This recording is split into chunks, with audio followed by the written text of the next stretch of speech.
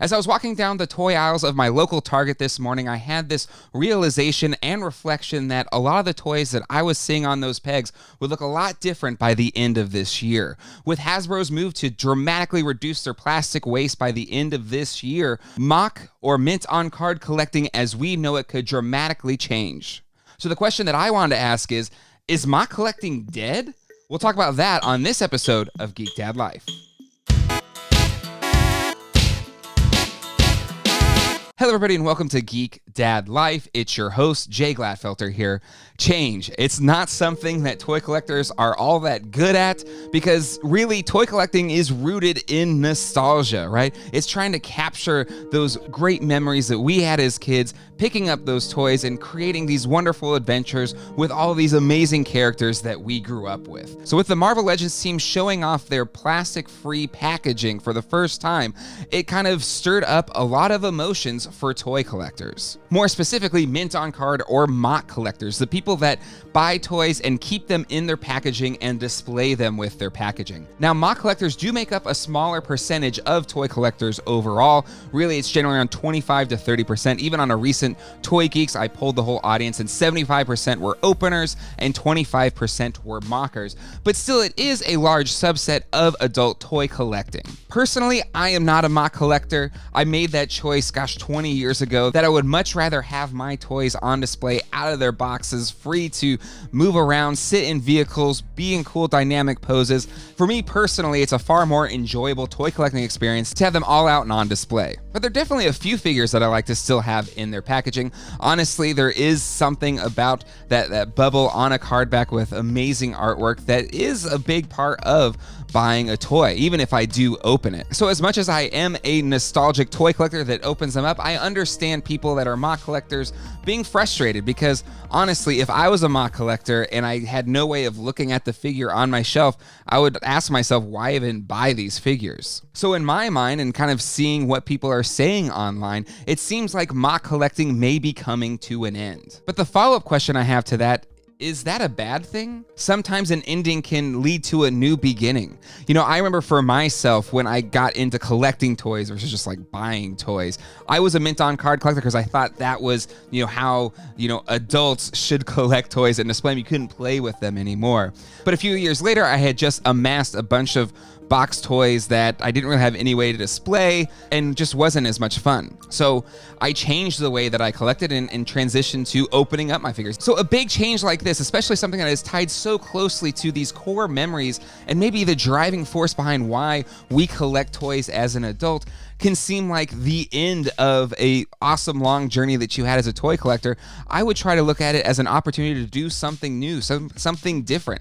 Toy collecting burnout is real. I've had it a few times. I know a lot of my other toy collecting friends have had it time and time again. And honestly, the one that I'm most burned out on is the Star Wars collection. And really the one that I feel like is most tied to having, a bubble on the card. It's arguably the thing that is the most core memory of a bubble in a card back for us. But really, I feel like the toy line is a little bit tired, and maybe switching away from this kind of iconic packaging could be the change that actually helps take it into a new direction that reinvigorates us as toy collectors and gets us excited about collecting Star Wars toys again. So the changes that are happening now, yes, they may seem not as good or really kind of ruining and sullying the entire collecting experience for you. And I don't want to discount those feelings, but this could potentially be the change that makes toy collecting that much more fun for you.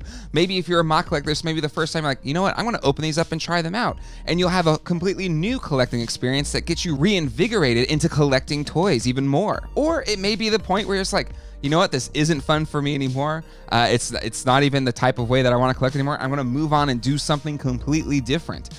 And while that may hurt the toy company, for you personally, it may be that thing that kind of changes the way you approach geekdom altogether. And that could be a really exciting and new thing.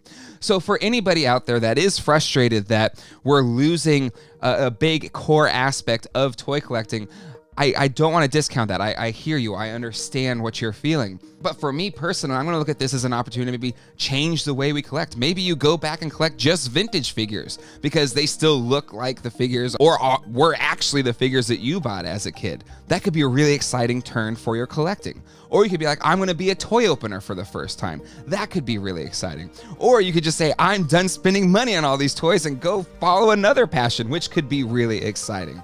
So again, I know it can be really frustrating whenever a big change occurs. And if you need to be angry, if you need to be like, I quit, or whatever that is, I think that's fine. I think it's part of, the adapting to change whenever it comes to us.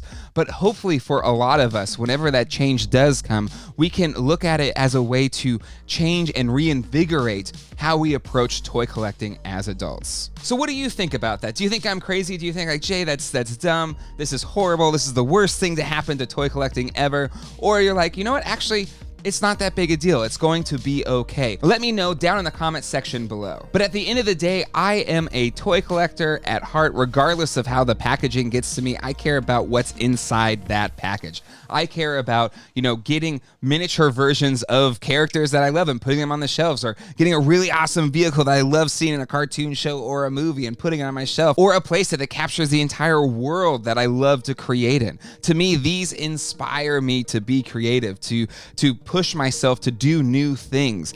And regardless of what box contains those figures, I am still 100% into collecting toys. I want to thank the people that make this show possible, my patrons. You can find a full list of them right here. If you'd like to see your name in the credits, become a patron today at patreon.com/geekdadlife. Also, check out some of my other videos like this one that YouTube wants you to check out, and one of my more recent videos. And until next time, hasta luego and goodbye.